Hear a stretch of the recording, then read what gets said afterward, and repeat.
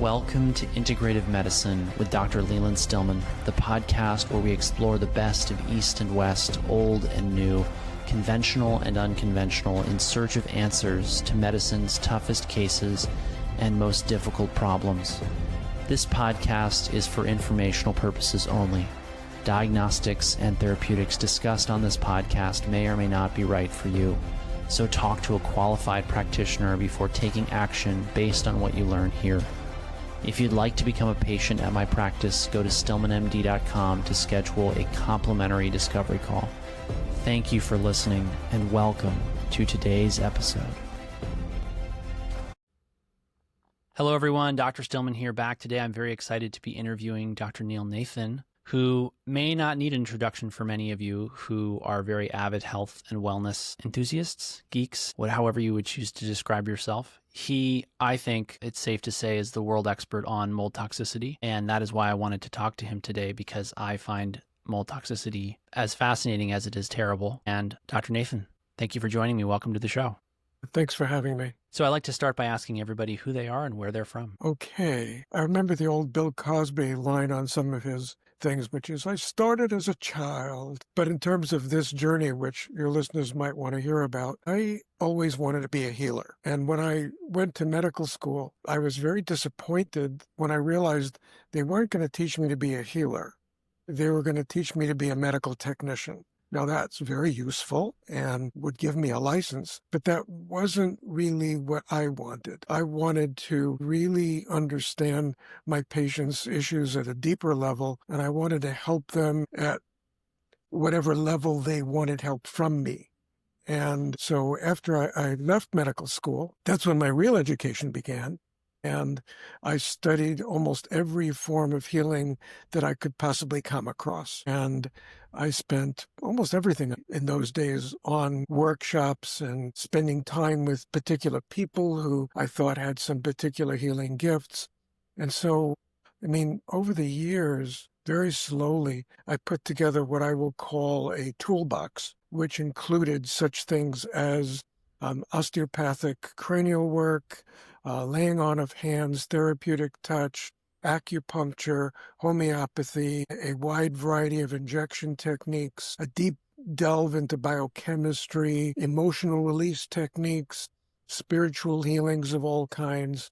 So some of the weekends I spent were a waste of my time and money, and some of my weekends were fabulous. I would say, though, do you know the quote? I think it was Edison who said, I didn't fail to make a light bulb 10,000 times. I discovered 10,000 ways not to make a light bulb. Yes. So you can't call it a waste. So early on, I was interested in helping those people that my colleagues couldn't, if you will, they'd fallen through the medical cracks. And with each modality that I learned, I was able to help more people. And so it kind of evolved that way. So although I started as a family physician, delivered babies, worked in the emergency room, did a little surgery. Where were you born and grow up? Oh, I was born in New York City and born in Brooklyn, raised in Queens. I went to Queens College before I went to medical school at the University of Chicago. Interesting. I'm from Manhattan. Yeah.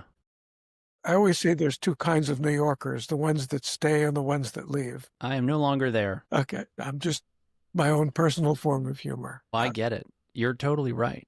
So now you live in the Pacific Northwest, Oregon, right? Yes. I live in a little town in the southern coast of Oregon called Bandon. I'm curious, how did you start with the perspective that you wanted to be a healer? What's your earliest memory of medicine and healing? I had a deep love for people, and I wanted to be of service, even from the time I was a little one. I came out of the uterus that way. Yeah. What's your earliest memory of that? I love that I'm making you think.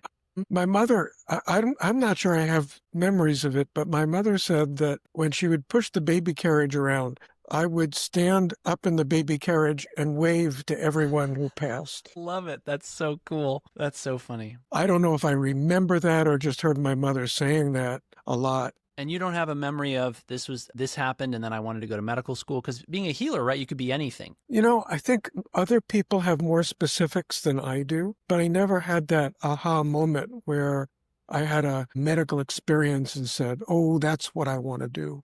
I just always knew I wanted to go to medical school. It was just a knowing thing that that's what I'm here for. Can't tell you how I knew that. I mean, so, when we went to college, so many of my colleagues and friends were at sea because they didn't know what they wanted to do or what they wanted to pursue. And I always knew what I wanted to do. It was always like, well, okay. For me, it was easy choices. Got it. Okay. And I'm really curious to hear more about your experience as you came out of medical school. It reminds me of very much my experience coming out of residency. I spent everything on, going to conferences and learning new things, new techniques. At a certain point, though, it's really hard to even remember everything you've learned. Just today going over the stuff that comes up with my staff, there's just so much for us to know, so much for us to do, so many little things that we can do. It's very overwhelming. And I'm really curious, do you still feel like you have that generalist bent? And if, Oh, yeah. if so, or okay. So then I'm Oh, curious, yeah. how have you made it manageable? I can answer your Yeah. question. Okay, great. At this point, what I know is so many systems, so many ways of approaching health. And for many years, what I do is if I'm sitting in a room with a patient or I'm doing a consult with a patient, what I basically do is start a conversation with them. At that time, I basically send a prayer to God, which is, this human being is so complicated that help me understand what they need from me today. I don't have to do everything that they need in one visit because I can't. That's impossible. Because, as you probably know, I get the most complicated people around, and I have for decades. So it's basically, okay, guide me as to where this being needs me to be today for them. And then it's the same prayer every time I see them. And so at a particular visit, I might talk about biochemistry. I might talk about spiritual things, emotional things, a particular problem that they're having. I don't enter any patient visit with a preconceived idea of what I want to do, because it's not about me. It's about what do they need from me today. So in that regard, maybe I'm a little different than some other people, but that serves me. So literally, if you will, it's a bit of a prayer, but it's also, I'll go quiet while I'm listening to the person tell their story. What I'm basically trying to do is read the room, read the energies, take in what does this being need for me today? Where do we need to go? And I may not stick with what I start with. That may shift during the visit. So at some point we may start someplace, and then at some point during the visit, there's a need to shift to something else. So it's a little bit like an art form rather than an algorithm. I mean, because there is no algorithm for this. I hope I'm being clear. No, that's very helpful. I'm partly asking because I'm curious, because I've found that it's one thing for me to know what to do in a patient visit. It's another thing for me to have a team of people coming around me that can support the patient. I see patients all the time. They've got their hormone specialist, they've got their general practitioner, they've got this person, they've got that person. They have like a whole team. It's very exhausting. But what's interesting is the level of complexity, as you mentioned, right, of all these different tools in the toolbox to be able to support. I think it's challenging for us as practitioners. And I know you're retired and you're consulting only, right? And so it's, for those of us still in the trenches wearing the stethoscope every day, it's, boy, is it a lot to try to put together. But... See, I kind of did all of that. At a certain point, for time restrictions, I might refer to colleagues who do this as well or better than I do, or this or that. But I was kind of a one-man band by the time I ended practice, which is whatever they needed, I could do. You introduced me as a mold specialist, and I am. People consider me that. But when I walk into the room or I talk with patients, simply taking in, what does this being have? What do they need? So I don't start with the thought that you've got mold and I'm going to treat it. I start with the concept of, you may have mold. What else do you have that I need to take into consideration in order to orchestrate a healing program that's going to work for you? And sometimes you don't have mold, but my radar is not that you have mold. My radar is that you are not well and you are wanting my help in figuring out all of the complexities of what you've got so that we can put a program together that's going to meet your needs. I love that. And I think it's so important, because I do find that there's a tendency for people, particularly, and I'll see this a lot with influencers, is like they'll find out that they had a problem with mold, with an infection or anything like that. And then all of a sudden everything is that. One of the great things about and I did general internal medicine as my training of being a generalist, is you see such a wide variety that I think it really humbles you over and over again. The number of things that it could be, right? And then, I mean, I sometimes joke with people that subspecialization is for doctors who are not ambitious enough to try to know everything, and that's not my problem, which has been really a tough to handle. I think it's really important what you said there, and I hope patients will understand that one of the big things I see happening in practice is that people will go to somebody who only know a narrow silo, and then something very important will get missed. But you know, and in defense of my introduction of you, you've developed quite a reputation for mold. I think that's fair to say. That's fair to say. Okay. So then here's what I want to know. You start out as this incredibly eclectic, I think is the word I would use, clinician working in, when did you graduate residency, if I may ask? 72. Okay. So it's been a minute. In 72, and where did you work first? I started in the Indian Health Service. I worked for 3 years. And then where did you work? I worked in Wagner, South Dakota, Pawnee, Oklahoma, and Anchorage, Alaska. Get out of here. I worked near the reservations near Bemidji, Minnesota. Well, Just a hop, skip, and a jump from where you were in the Dakotas. Well, it's closer than you think. I spent 11 years in Duluth, Minnesota, teaching in the residency program and at the medical school at UMD. Boy, it's cold up there right now. You know, it's not the North Pole, but you can see it from there. The Canadians are going to make fun of you for saying that. Yes, I picked up the accent while I was there.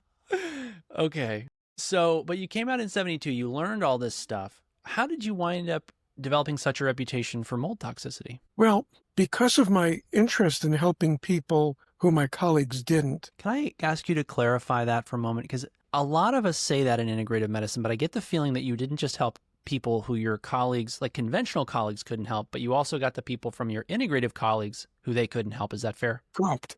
Okay, Correct. I think it's important for people to hear that. Yeah.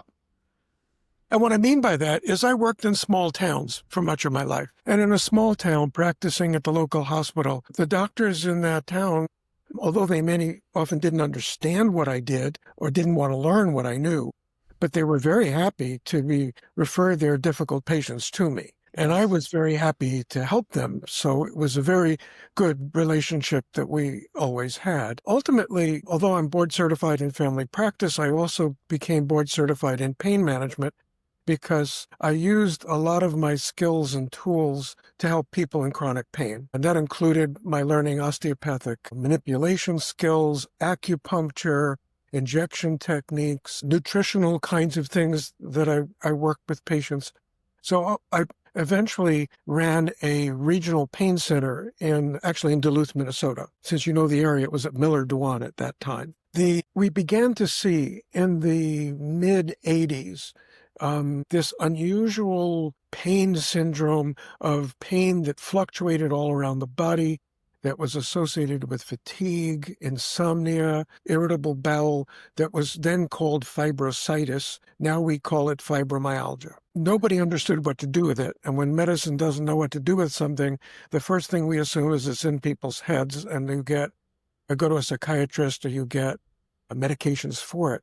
Now, those didn't work for people with fibromyalgia. Mm-hmm. So we began to study those people, and we began to understand that you could cure those people, even though my colleagues didn't know what to do with it. You could cure those people by figuring out deficiencies that they had, deficiencies in magnesium, hormonal deficiencies, thyroid, adrenal, sex hormones, dysbiosis, food allergy, and just beginning to appear on the radar were things like Lyme disease and mold toxicity. So we were starting to help those patients by figuring out the biochemical perturbations that triggered that chronic fatigue and fibromyalgia. And that led ultimately to realizing that we had an epidemic of Lyme disease on our hands. And then back in 2005, and you'll probably like this story, a patient came into my office and she plonks down Richie Shoemaker's book, Mold Warriors, on my desk and said, "Read this." I said, "Great, but understand that I read voraciously, and there's a stack of books on my desk." I'm the same way. I got And more she books I said, got to read than I can possibly get through. and she said, no, you don't understand. I'm paying for you this visit to read this book now. Okay, And that's never happened to me. I'm looking forward to that day. I said, that's fabulous. You're going to actually pay me to read? I couldn't find a better job than that. That's like phenomenal. Yeah, all right. right. So I start reading the book. And fortunately, early on in the book, he has the biotoxin pathway laid out. And I read this and I went, holy mackerel, this is profound. This is the most put together understanding of some of these chronic illnesses that I've ever seen. I need to study with this guy. So literally, I'm with her in the office. I pick up the phone and I call his office and I said, hi, can I come down and study with you? And Richie at the time was a little bit paranoid of other medical people. And he said, who are you and why are you calling me? Why? Well, because he'd just been up against the Maryland Medical Board, because despite the fact that he had just figured out the epidemic of hysteria on the Maryland coast and put it all together in this incredible way and figured out how to treat it, Maryland was mad at him because he had affected tourism in the state by implicating that all of the die-off of fish that they were having was because of a toxic runoff. So they weren't happy with him. So the medical board was investigating him at that moment. So let me get this straight. The tourism, the effect of basically the medical board was acting as a political puppet of Correct. how Correct. sad and unfortunate. He had just done a brilliant job of putting this whole thing together. So I said, no, I've got your book right in front of me. I'm reading this biotoxin pathway. I think it's brilliant and I want to study with you. And so I flew off the next weekend to Pocomoke, Maryland and spent some time with him. And we became friends. We began lecturing together and it became super obvious to me that this thing that I had no knowledge of, this is 2005, this thing that I had no knowledge of was an epidemic. And once I began understanding what it was, I realized, wow, I've got lots of people in my practice already that have mold toxicity, and I haven't diagnosed it correctly. What proportion would you say, before you knew about it, had mold toxicity in your general practice? I can't answer that. Can you give me like a big window? I can't. I just knew that I had missed a whole bunch of people's diagnosis. And using the tools that Richie gave me, I began to help people. And then even though we were teaching together, it felt to me like what he was doing was not as comprehensive as it needed to be. And I began to expand that process to include a lot of other things that he still doesn't include. We just, I'd like to think we're still friends. Last couple of months ago, we had a nice long discussion about things. He just sees this differently than I do. Learning what I've learned, I really felt that my colleagues really needed to be educated. That is kind of how I got into mold, which is I realized it was an epidemic to the proportion of, it's estimated that at least 10 million Americans are currently suffering with mold toxicity, and the vast majority have no idea, and it's not being diagnosed. One of the things that fascinates me about mold is that it's very hard to, in relative terms, it's hard to detect. I want to talk to you a little bit more later about the testing for it, like the blood, urine, et cetera, testing. But, I always think about a patient's total toxic burden as really the big question mark, because it obviously isn't any one thing. It can be predominantly one thing, but one thing I find tough about mold is in terms of a diagnosis of you have mold toxicity. I find it challenging to think, well, how can I establish that anyone is free of mold? How do I quantify their total toxic burden? And maybe that is the right time to ask you, how do you think about testing? Two different questions. Sure, So first, okay. I think that the tests we have currently, while not perfect, can tell us when that they A, have a mold toxic burden, and B, when it's gone. You got to use the right tests. Second, it is now estimated that there are 350,000 new chemicals in our environment that didn't exist 70 years ago. And we don't even know how to test for the vast majority of them. Yes. 500 have been tested as to their effect on human beings. So we're living in a toxic soup so you're talking about toxic load. There is a toxic load of epic proportions here in this world that we are not even capable of identifying. The thing about mold is we do have tests to measure it, It's one that we can treat. And then in terms of the other things that are making us toxic, we need better tools. Agreed. So let's talk about this. A lot of patients come to me and they say, Dr. Stillman, I'm curious to test my mold markers. And in the back of my head, I think, as happy as I am to get data, if their markers are negative and they're in relatively good health, does it mean they don't have an appreciable burden of mold toxins? So what do you mean by their markers are negative? Well, let's use, like, say, I try not to, or I'm judicious about mentioning product names because companies change, they sell, they rebrand, they are acquired, they are outcompeted. So I don't, but I'm curious. Well, I'm curious which company you're using right now. So first of all, when you say markers, I tend to think more of what we call the Shoemaker markers, things like TGF beta 1 and C4A and MP9 and VEGF. I don't tend to use those. That to me is a separate category of test measurement than measuring mycotoxins. No, I'm thinking about mycotoxin testing specifically. So in the mycotoxin category, there are basically 4 main labs that will run mycotoxins. Any of them can make the diagnosis. So, and I don't mind talking about names because I think consumers need to know the differences I agree. between them, nor am I affiliated with any of these laboratories or any product whatsoever. So whatever I talk about from my perspective is pretty clean. I have a mentorship group for over 300 physicians, and they rely on my objectivity to give them information about what's useful and what's not useful. Yes. So in terms of the tests, any of the tests, real-time, Mosaic, Vibrant Health, MyMyco, all of them, if you're positive on that, you have mold toxicity. Are we talking about blood tests? Well, 3 of them are urine tests. The MyMyco is a blood test. Okay, so for your listening audience, let's talk about them. They're different tests, so you have to get the information and understand what it means a bit differently. The real-time test, a urine test, is an ELISA-based test, and it uses ELISA technology to measure not just the mycotoxins, but the metabolites of the mycotoxins. The Mosaic and Vibrant both use the same technology, and it's urine. And that is basically mass spec technology to do the measurement.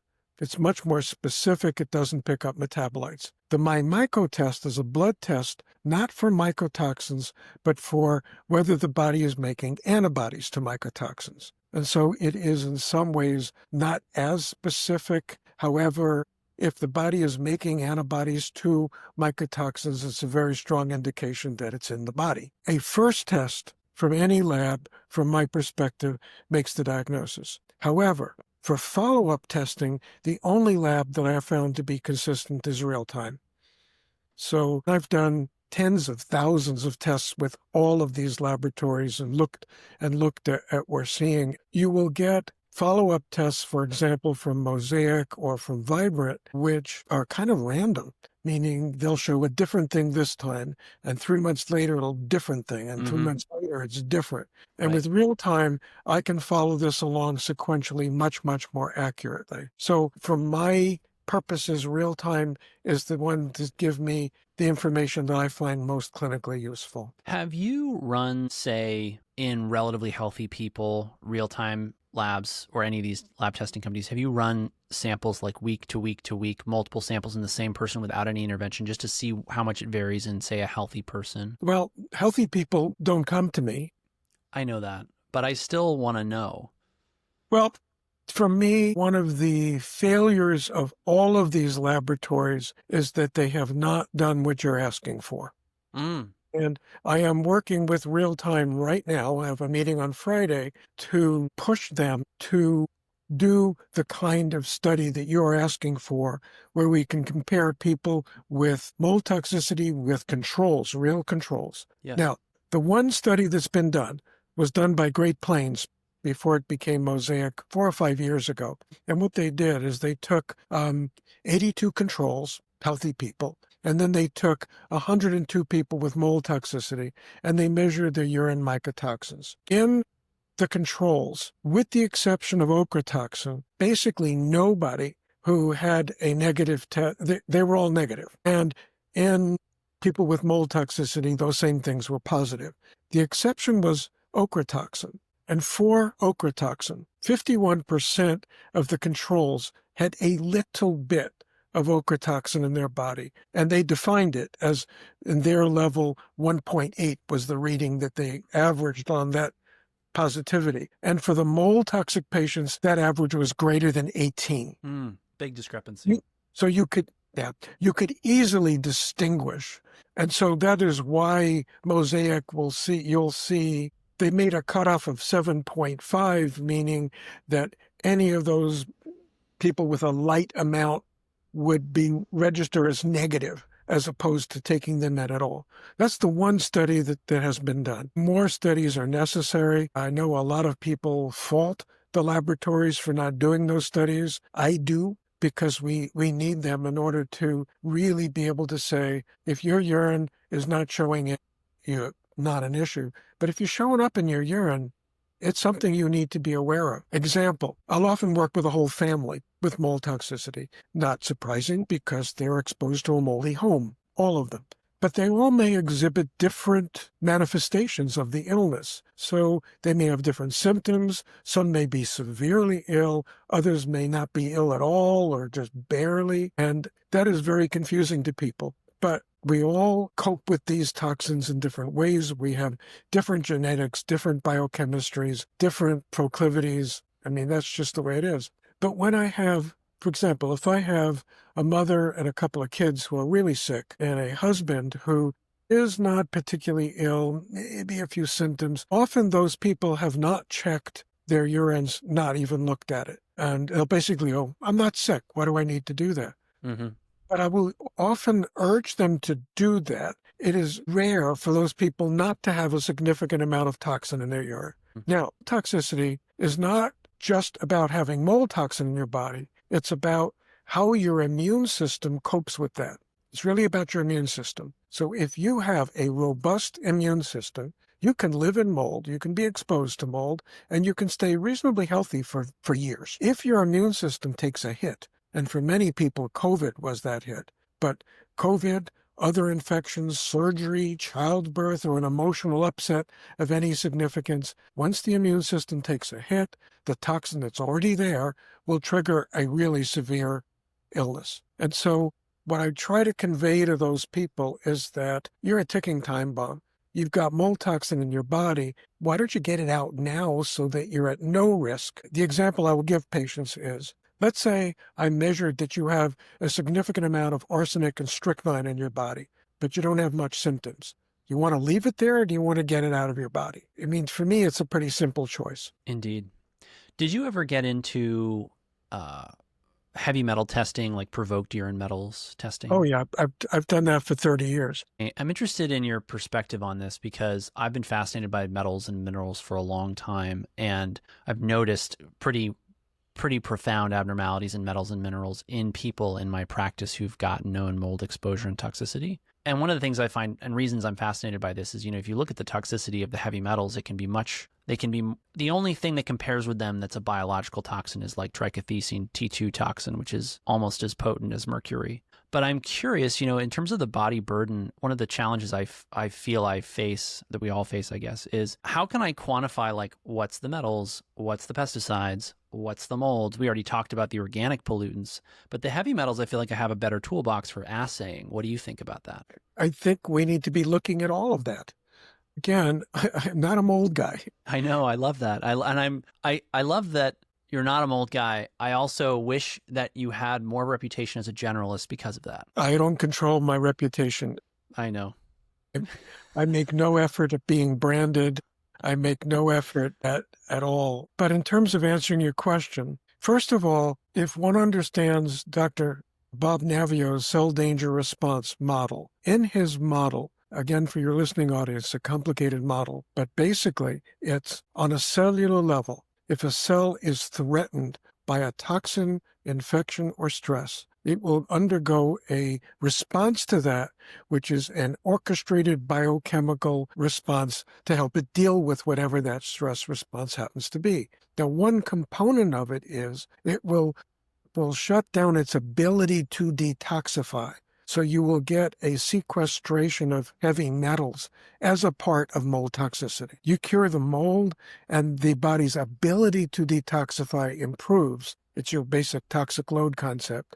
So that essentially the body will eventually unload that load. Now, if you can help it earlier on by measuring it and recognizing it, makes it even better. So it's all in the understanding of the complexity of what, call it mold toxicity. It's not just mold toxicity. It's doing a whole lot of other things to the body, all of which have to be taken into account in order to really treat it effectively. One of the things I've struggled with over the years is what labs I order initially. And I have resisted ordering mold testing at the outset of every case, in part because a lot of what I'm going to tell patients to take anyway, directly or indirectly, helps them get rid of mold. I like to try to figure out from the history if there's a mold problem. And I do frequently find it as a result of that. And then we can test if they want or can afford it. But one thing that has struck me over the years is it's very hard for me to do all the testing I want and then make it sustainable for people. Because if I want to check mycotoxins every quarter, what does that run to? I don't know the math or the current pricing in my head, but I think it's going to run to hundreds or maybe $1,000 a year. Is that fair? It could run to that. The first test is $400 and follow-up testing is $250. But keep in mind, like for your Medicare patients, it's free. Medicare covers that test completely. So let's talk about that, because not long ago, Genova Diagnostics, who I'm sure you know, got smacked with a pretty hefty, I don't know how it came about legally, but basically they were slapped on the wrist, I think, if I recall correctly, by Medicare for a lot of what they called inappropriate or unwarranted testing. I did not know that about mold testing for Medicare patients. And is that something they can do even if I'm opted out of Medicare? Yeah, the patient just has to have Medicare. Interesting. That's good to know. So Medicare and TRICARE are covered by real time. None of the other labs cover it. Good to know. How about everybody under 65? Then you pay $400 for the first test and $250 for follow-up testing. And I guess my question to you is, if you were still in practice, what would your opening battery of tests be? I don't want test codes. That would be ridiculous. But I mean, what do you think is most important for us to test for? Remember, I'm not a mold guy. So my opening battery of tests is, what do I think this patient has? So do you recommend a consult before ordering any lab testing? So in the complicated people that I generally see, the two most useful tests I have are urine mycotoxin testing, Lyme. There's a whole lot of other tests you can do that are way less useful from my perspective because they represent downstream effects and they're not root cause of what's making people sick in the first place. I think of the same generation as Tom Cowan, MD. You know Tom Cowan, Dr. Tom Cowan? I don't know the name. Interesting. Okay. So I asked this because, you mentioned Lyme. I didn't think we were going to get into Lyme today, but I don't see how I can't get into it now. So I've been very interested in my practice to find that people who had problems attributed to Lyme would often get better when I did things that I didn't know had anything to, or didn't think had anything to do with Lyme. For example, I just gave a guy a high-dose thiamine protocol and it knocked out symptoms that had been attributed to Lyme by another practitioner. And he's got all these positive biomarkers now. And I'm very, wary of using antibiotics for obvious reasons. And I wonder about how, what is appropriate antibiotic stewardship in 2025, knowing that obviously Lyme is a real thing. But then the question of, and I think this could be another podcast because this is a big one, but, if you do all that Lyme testing, then what proportion of those people are you going to put on antibiotics? Almost all of them. Interesting. You haven't found that it's possible to control or eradicate or resolve their issues without the antibiotics? Very rarely. Why? Okay. Because it doesn't jive with my experience. Well, because Lyme is a really nasty infection and it is a stealth infection. The Lyme bacteria, not just Lyme, but Bartonella, Babesia, goes intracellular, and that herbal treatments alone are usually, in my experience, don't work well. I've tried that. Yeah. Now, your other point is, I sometimes think Lyme is misdiagnosed. So you could have someone who looks like they have Lyme, which are very similar to the symptoms for mold toxicity. And if you treated the mold toxicity and all their symptoms go away, they didn't have Lyme. You didn't need to go down the Lyme rabbit hole. Yes. So again, pinpoint precision diagnosis is key to everything that we do. So we need to know the tests for mold are better more than the tests for Lyme. The tests for Lyme are not quite as accurate, but they have gotten much better over the last few years. Who's your favorite for them right now? I'll give you two. I think generally the IGeneX has been by far the best lab for Lyme that we have. More recently, I like the T-Labs test because it tells us more accurately whether that is current. The IGeneX testing is all immune testing. So if you get a positive immune test for Lyme, is it current or does it represent immune memory? And that can be hard to determine. But having worked in the Lyme field for many, many years, probably treated successfully over 5,000 people with Lyme. Lyme and mold do coexist. Each weakens the immune system to the point that the other becomes more and more likely for them. So it is really common to have both. Have you ever used in your practice or had any experience otherwise with chlorine dioxide? Have I used Chlorine dioxide? Yeah, in the early days, we were using chlorine dioxide. It works a little for Lyme and Bartonella. It works better for Babesia, but you have to be really careful with the dose because people will have some nasty die-offs, nasty herxes, and really react badly to it. So we're talking starting people on like 1 drop. I think when people start taking more, you can make people really sick from it. So No, I I do totally think agree. I think it has a place, but you have to be very careful with it. Okay. I've always been very wary of using antifungals, antibacterials. Why? And great question. I was going to basically ask you. I'm going to turn the tables here. Why? Yeah, I like that. So just because of my experience, I'll tell you the experience that I had with this. I worked at a mold Lyme clinic when I came out of residency, and Which one? I am not interested. I am not open to discussing the identity for various reasons. Okay, your call.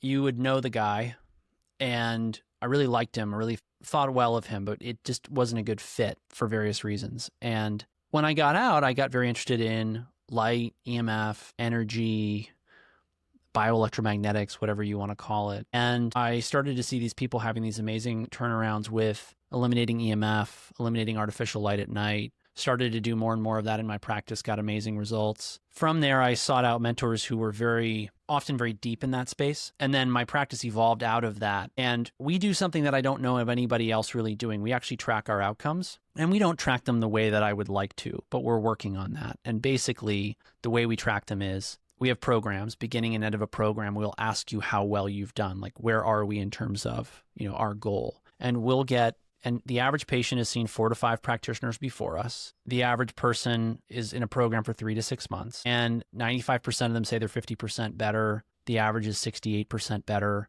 And so when I'm looking in my own practice for treatment failures, the people I missed, do they have the infection I didn't pick up, or I didn't use the right agent? Do they have the mold toxicity I didn't find? And, I'm always looking for them, like, what did I miss, right? But I have this system where it's a members only practice, so I know how everyone's doing and I can track the outcomes. It's not just like revolving door, book time when you want. I've got 2,000 patients and don't know half their names, wouldn't recognize them on the street. It's only 180 some patients. And of those that haven't gotten better, I'm not doing a lot. I'm not doing mold testing. I'm not doing Lyme testing, and we're still getting great results. Am I not getting people who are as sick as the ones that come to you? You have a lot more gray hair and have had a lot longer than I have to create a reputation that would attract those people. So I'm open to that. But that's why I don't order it. I'm not struggling to get results. With the people I am not seeing results in, we are doing more weird testing. I'll tell you, really interesting case, woman and her husband not getting better despite everything we throw at it. She has 10 times the normal limit of barium coming out in her urine toxic metals test. I don't know where that's coming from. She doesn't know. Her husband doesn't know. So that's where we are at the practice. That's why I'm wary of using antibiotics. Can you say chemtrails? I could say geoengineering. Dane Wigington told me not to say chemtrails. He told me to say are known to geoengineering. be an excess of barium. Yeah, yeah. And it actually. Okay, that's a specific. I'll leave that alone. When I started practice and I was working with fibromyalgia and chronic fatigue, I cured the vast, vast majority of them, and we're not talking Lyme and we're not talking mold, by just balancing them biochemically, getting their dysbiosis fixed, food allergy, getting their magnesium levels, taking care of heavy metal toxicity. But as I went along, more and more of the sicker people came to me. And so part of comparing practices is there is a water seeking its own level to It's a selection people who bias. find me are, especially now, unusually complicated and sick. I don't get the people that I saw 30 years ago when I started my journey. And I helped the vast majority of them without ever delving into the Lyme and mold world. So my comment to you is, it's going to find you. I promise you, it will find you. And please don't be afraid of using antibiotics or antifungals. Antifungals especially, they're quite benign. They have very few side effects. To many of our patients have colonized, and if you don't use antifungals, you're going to have trouble getting the mold and candida out of their body. I think my hesitation is mostly about, I do not have extensive experience with more than weeks of antibiotic treatment, and I don't want to get lost without a mentor or guide. You got to start somewhere. I get that. I know. When I started, neither did I. Yeah. So it's just starting somewhere and slowly becoming comfortable. When you start helping some of the people that are not responding to what you're doing, then I think you'll have that aha moment where, okay, I need another gear. I need a couple more tools for my toolbox. Yeah, absolutely. No, we're adding them all the time. We have multiple new protocols under production. And just by the way, have you read my book, Energetic Diagnosis? No, your books are on my list. I think from what you're describing to me, you would like it. I'm sure. It will be up your alley. Yeah. I will read it with interest. Do you have any closing thoughts? We covered a lot of ground today. This was all over the place. I'm looking forward to actually going back and listening to it again to make sure I got everything. I want to close with, for patients who have been ill for a long time and not progressing, not in your practice, I'm saying this globally, be sure you look at mold toxicity and Lyme disease as possible causes. They're not rare. They're important. And I always want to close with, the essence of healing is finding the spiritual source for each patient and nurturing it. I mean, I could say more, but that would be a whole nother podcast. I love it. Thank you very much for joining me. It's been a real pleasure. Great. Pleasure on my side too.